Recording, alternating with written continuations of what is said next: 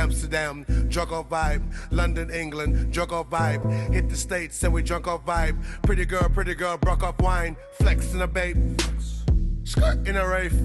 While y'all in my face, you don't know my name. Drop down, the whole place shut down. Hey, drop down, so much love now. Hey. What's up, YouTube? Welcome back to my channel. If you're new, go ahead and hit the subscribe button, hit the notifications for you, yeah. Bless you. Today is freaking Friday, and I'm at home. Obviously, what else am I gonna do? And I just got the shower. I just got done recording a workout video for y'all, so that will be posted either tomorrow or sometime this weekend. But I just got the shower and I feel so good. I hate the feeling like when I come from the gym, like I just feel dirty, I feel nasty, I'm smelly, I feel gritty, like I just hate it. So I feel so refreshed that I'm out the shower. So I wasn't going to be recording today. I wasn't really planning on it. I didn't really have anything to record today, but I thought to myself, you probably shouldn't get in the habit of being lazy. So here we are. It's gonna be a story time video, and this is gonna be about crazy experiences. One experience in particular where somebody tried me. It's a very sensitive topic for me. So I'm gonna be talking to y'all about the time I auditioned for a play, and the director, the writer, whatever you want to call him, he wanted me to audition, but he wanted me to audition in a different way. Okay, so let's jump into the story. So this took place, let's see, what's today, 2019? So where was I working at then? Yeah, this probably happened like 6 years ago. No, this probably happened more like 8 years ago. So I was working with a guy that was my very, very best friend. He was like the best friend that I ever had. And I'm trying to think, what can I name him for the purpose of this story? Let's call him Antonio. I was really good friends with this guy. This guy's name was Antonio. And Antonio owned a film company. He had his own film company. He wrote plays, he performed plays. He was literally like Tyler Perry, but just not as known. To be honest with you, he wasn't really as known as Tyler Perry, but he was known. You know, he was making a little noise. So as we all are in this crazy adventure called life, we're all chasing our dreams. If you're a creator, there's two different types of people in this world. There are people who are creators and have dreams and are not afraid to trace those dreams, and then there are shoulda, coulda, woulda type people. And the type of people that I with are not shoulda, coulda, woulda type people. We're go-getters, we're creators. So my friend Antonio purchased a space inside of a mall. It used to be a movie theater inside of a mall, but the movie theater went out of business, so he actually rented and purchased that space in there and tore everything out. We both did, along with a lot of other people helping. We tore out the movie seats. We tore out, it was a theater. It had 2 theaters inside. We tore out the movie seats. We tore out the screen. Like the screen was not there. Like we literally what's the word I'm looking for? Remodeled. We remodeled the entire like that entire space. And it was actually pretty dope once we started to get close to finishing it. So we tore everything out where the screens were, like the big movie screens. Antonio built a freaking stage, like a big ass stage for performing. The purpose for purchasing this space is that so we would have a place where people can come see us to perform, as opposed to us traveling and doing all this extra stuff, hauling equipment and props and everything, setting up stage, breaking down stage, back and forth to these different locations. We're like, if we just had one spot where people can come buy tickets and come to see our plays and come to see us, it would be easier because we don't have to rent like a U-Haul truck and just a lot of extras. It was going to cut down. It was a lot up front, but at the end result, it was going to cut down on a lot of expenses. So he decided to purchase the space, tear everything out, and built it back up into a theater, like a performing arts theater. When you are, doing your thing like that, of course you're going to have people who want to come around. I mean, as soon as you start popping, people start popping up. Shit. He got contacted by this one guy, and his name was Sonny. I know his last name. I don't want to say his last name. I should say his last name, but I'm trying to be somewhat of a good girl. But his name was Sonny. So this man came in. He was an older guy. At the time, he was like probably around his 50s. I was in my 20s, and then my friend Antonio was like in his like 30s. So this older guy comes in. He's very cocky right off the jump. He came in, and we just thought he was like the coolest guy. He literally played both of us. He played everybody. But anyways, he came in and he was interested in renting space from us because he was a playwright and he had a play that he wanted to perform, and he wanted to perform it using our space, which he was going to pay us X amount of money to be able to rent our space. So we decided to let him go ahead and rent the space. So he was a playwright too, like I just said. He had some play coming out. It was called, I can't remember what it was called. I can't remember what the play was called. But he was looking for actors, and he was having auditions, and he wanted to hold the auditions at the theater. So we were like, okay, whatever. I read his script, and his script was okay. But this is the thing with me. Antonio was a really good friend of mine, and he was a playwright, obviously. And he would write plays and then just assign parts to people. So as an actor at that time in my life, like I mean, I'm good.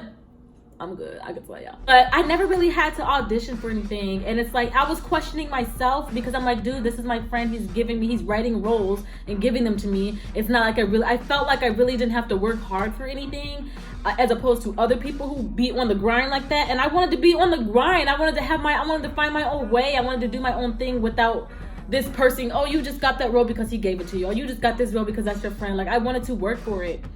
So I wanted to audition for this man's play. So I showed up. He set a time for auditions. There was a handful of people there that came through, and I was one of them. I was really excited to be trying out for somebody else's play and seeing if I got the role, see if I got the part, like just seeing like what I can do on my own without the help of my friend who had a lot of connections. Showed up to audition. This play was a musical, and I didn't know it was a musical. So when I showed up to audition, I did the role, and he's like, good, but this is a singing role. Can you sing? And I was like, well, I can hold a note. And then he was like, well, do you have a song prepared? And I was like, I didn't want to say no because, you gotta fake it till you make it. So I just bust out Happy Birthday. I just started singing Happy Birthday. Happy birthday to you. Yeah, yeah. I ain't do it like that, but you get the point. He was like, oh, you got a nice voice. He's like, yeah, so I want you to do the part, but there's another girl who is auditioning for the same part as well. So it'll be two of you. You will be her you will be her understudy, he was telling me. So I was like, okay, that's cool. At least I got the part, I did it on my own. I went, I showed up, I auditioned, I got the role on my own without the help of anybody's connections, without the help of any friends. I did a code read and I got the fucking part. That was the only thing I was really happy about. That was the only thing I was concerned about, because I wanted to prove to myself that I deserved all the roles and parts that I've been given, because I really can do this, and I wanted to just prove it to myself. So I was pretty happy about even just getting the understudy role, and I went to the first rehearsal, and when I went to the first rehearsal, I understood, I was kind of a little bit confused on why I was the understudy, to be completely honest with you. I was really a little bit confused on why I was the understudy, but as the time went on into the rehearsal, I kind of got it. So I went there, and this girl was there. I knew who she was, because Indianapolis is very small, and the entertainment community, whether you're a singer, model, actor, rapper, whatever you are, is very small. Everybody knows everybody. So I knew who this person was. I knew who she was. She didn't know me, but I knew who she was. I've seen her before around. We crossed paths a couple times. But this girl, she was cute. She was really cute. She was pretty. She was really pretty. She looked like I couldn't tell if she was white, or I couldn't tell if she was mixed. She could have been I don't know what she was. I think she's white. But she auditioned for the role, and the way she was, first of all, she was prettier than me, which I know my lane, okay? Know my lane. I know what I am on the number scale, okay? The bitch was better than me. So I was like, okay, but can she act though? Can she act though? As the time went on, everybody was rehearsing their roles, and then it was time for us to go up. It was time for us to go up individually. So she went up with the director. The director was actually the main character. He was playing the main character in his own play. But she went up and she's very seductive, very sexy. She's very, very Instagram-y, model-y vibes, okay? And then here I am, you know, me, being me.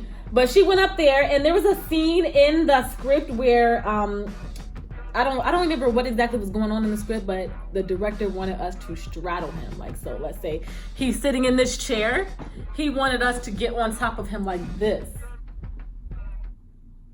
He wanted us to do that. I wasn't gonna do it just because it wasn't just because it was just like the vibe, the feeling wasn't right. I just felt uncomfortable. I felt like I wasn't doing that. I wasn't gonna do it. So the girl went up and she's talking, she's saying her line, she's on top of him, she's talking to him, like getting really into the role. And I was just watching her like, I hope he doesn't expect me to do that. But I was like, you know what, it's okay, it's cool. You don't want to audition or do the role the same way that somebody else is doing it. So I'm like, I'm just gonna put my own little spin on it. I'm gonna do my own little thing. So what I did when I went up, it'd be very seductive, but I'm like toying with him at the same time. I'm like walking around the chair, playing with his hair, like saying my lines, like grabbing his face, like, oh, because it was very seductive part in the role. And he didn't like that. He was like, hop on this, is basically what he was telling me. He's like, okay, that was very good, but I need you to straddle me. I need you to get on top of me like she did. And I need to see like what you can really bring to this part. And I was thinking in my head, like I was thinking in my head, I was like, so with my friend's play, with Antonio's play, there's one play, he has multiple plays. In one play, I played a girl named Sepulveda. And Sepulveda is a girl, she's kind of a thought, and she out there, she messes with drug dealers, and she has AIDS. And nobody knows but her. And she goes around, and any guy who treats her wrong or comes at her disrespectfully, trying to have sex with her, she'll do it. And she won't tell him that she has AIDS. That was the role that I played. And there was a scene in there where Sepulveda, me, just got done having sex with somebody, but the way that my friend, who was very tasteful, the way that my friend directed it in the play, it was like, you get the idea, you know they just got done having sex, because we just like come out like acting like we're putting our clothes on, or like he comes from behind stage, like onto stage, like buckling his pants, like you get the idea. So it's like, your audience is not dumb, your audience is smart. They know, oh, okay, they just got done having sex. And with the conversation and the script, I mean, they know what happened. But this guy literally wanted me to get on top of him and ride him, like dry hump him basically, in the middle of a rehearsal, and thought I was going to get on somebody's stage doing that for this little rinky-dink ass play that I'm not getting paid for. Like, no. First of all, I did it the way I wanted to do it, and then later that night I get a phone call. Saying, hey, I don't think it's going to work out. I feel like the other girl's really killing it, and you are just very hesitant. I don't think that we're gonna use you for the role. So I was pissed. I was pissed. I was really pissed. I was really sad. So then the very next day, I get another phone call. It's from the director, Sonny. He's like, hey, can you come down to the theater? I just want to talk to you about the role. Maybe there's something else we can work out, something else we can do, another part we can put you in, blah, blah, blah, blah, blah. And I was like, okay, cool. I just really wanted to be in this play. I wanted to be involved in something other than what my friends are doing, or what my group at the time were doing. I wanted to venture out. I wanted to prove to myself that I was a good actor and I can get any role without my friends being involved or connections being involved or anything like that. So I went down to, my friend's theater. He was there. And he's like, hey, can you come in the back in the theater one? I just wanted to talk to you. And I was like, okay. So we sat down and he's like, how bad do you want this role? And then I was like, well, I really been doing a lot of research on it. And the type of roles that I usually get when I do plays or anything is like young roles. Like I'll play like 18, I'll play somebody in high school or somebody like in college. Like I usually get like really young roles. So I was really excited to do this role because this was actually going to be me portraying a grown woman, which is crazy because I am a grown woman, but I always get like young roles. And another thing is, like, when I do get cast for things, I always get cast as the victim. I'm always the girl getting beat up, or the girl getting cheated on, or the girl that's going through something crying, like dramatic, because I'm dramatic. So I always get cast as the dramatic. But I wanted to do something different. I wanted to be the woman. I wanted to be the one that's seducing people. I wanted to be in charge. I wanted to be like, I wanted to be an adult in a play, okay? In a play, in something. I wanted to get cast as an adult. I wanted to be respected as an actor. That I got this role on my own, and I'm playing a grown-ass woman. Shit, I wanted to be, that's what I wanted. So he's like, yeah, how bad do you want this role? And I was like, well, I've been doing research on it. I really read over the script. I was trying to figure out what I did wrong, what I could have did better. And then he like scooted closer to me. And then he was like, well, let's just rehearse some things and see if you are in the right mindset to play this role. And then I was like, what are you talking? Like, I was like, I'm confused. And then he was like, okay, so say your lines to me. So I was just like saying, I don't know why. I wasn't thinking at the time. I just wanted this part so bad, y'all. But I was like, okay, so I had my lines memorized. And I was like, well, this and this and that. And I started saying my lines. And he grabbed my face and started trying to kiss me. Like he kissed me. He started kissing me. And I pushed him away. And I was like, what are you doing? Like, what are you doing? What are you literally doing? You 50-year-old dude. Are you fucking kidding me? What are you doing? Then he was like, this is exactly why you're not meant for this role. The other girl, she seems older. She carries herself older and more mature. You're just immature. You're not good enough for this role. You can't do the part. And I just grabbed my shit and ran out of the theater crying and crying and crying. I did to where the theater was a Buffalo Wild Wings. I went to Buffalo Wild Wings. I was crying. I was trying to get a hold of my friend. I'm like, dude, I just left the theater. And this is what the fuck happened. This dude, like this old ass man, like literally tried to, like, I don't know what he was trying to do. Like, what did you think was going to happen? Like, I don't know. He was so mad. He's like, I'm about to go up there and beat his ass, blah, blah, blah, blah, blah. And I'm like, no, don't do anything. I just want to go away. I can't believe this is happening to me. I want to be an actor. I don't want to fuck nobody. I don't want to sleep with nobody. I just want to be in the play, man. He was like, no, this is fucked up. We're going to call the cops. We're calling the police, blah, blah, blah. Today we had talked about it. We had it all planned out how we were going to like come at him. Obviously we're kicking him out of the space. He's not using the theater. He's not doing no more auditions, no plays, no nothing with us. Like nothing, not a niche, bitch. So we went up there and he was there, and Antonio told him like, look, I know what happened. You gotta get your shit and you gotta get out. Like take all your scripts, all your actors, all your props, and get the hell out of the theater. Okay?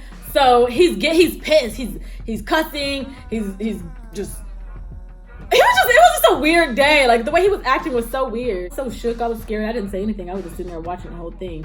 And then he was like, well, you're lucky because her dad is a lawyer and you will be under the jail. My dad's not a lawyer. I fucks with Antonio though, because he was a quick thinker, and he was like just like me. You think on your feet, fake it till you make it. How the hell is he gonna know? He don't know me. He don't know my dad. So yeah, he was like, yeah. I was like in the background, yeah.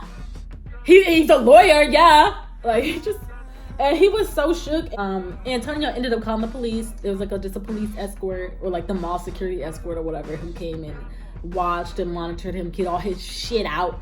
And then he left, never to be heard from again. But he actually did end up doing his play at a different location. Remember if that same girl did the part. If she did, and then I know like if he came at me like that, like I wonder how he came at her, because she looked like she's had a completely different look than I did. She's on a completely different vibe than me. So I'm like, if he came at basic ass me like that, I know he probably did something with this chick. I know he had to have come at her crazy. Because if y'all, her acting, like she looked better than me, but her acting, everybody, even the other cast members were like, what the hell? Because she couldn't act. That's the thing. But anyways though, thank y'all for watching. Please remember to subscribe, comment, and share the video. This video can open up so much. I can talk for hours about shit like this, like people like thinking just because you want a role that they can say and do whatever they want to you and you're just gonna go for it. Like that's why in this industry, like especially we're in the industry of brand ambassadors, influencers, YouTubers, like social media, like it's very important to know who you are and stick to who you are and not do it for the clout, like clout chasing. Like, if I wanted to chase clout, I would have 1 million subscribers right now. But I'm not a clout chaser, and I just do my own thing. Okay? Anyways, well, I love you guys, and I'll see you in the next video.